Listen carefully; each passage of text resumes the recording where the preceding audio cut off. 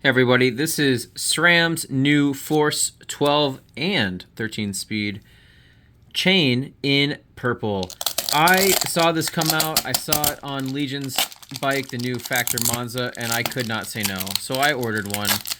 I like color. I love purple. It is my favorite color. And I have to say, I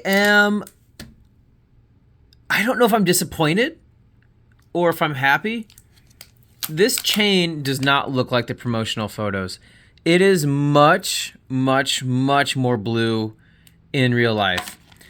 I love the rainbow chains. I've had a few of them.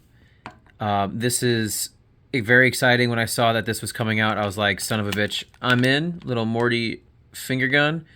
But this is not nearly as purple as the promotional photos. So I think my phone is capturing this correctly. I'm looking at it in real life, obviously, and through the phone at the same time.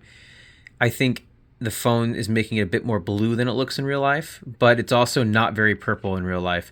I think the most purple part I can see is actually this link right here. There's a bit of gold you can see, but the rest of it is very blue. So if you're looking for a sweet new Force chain ring, chain ring's right there.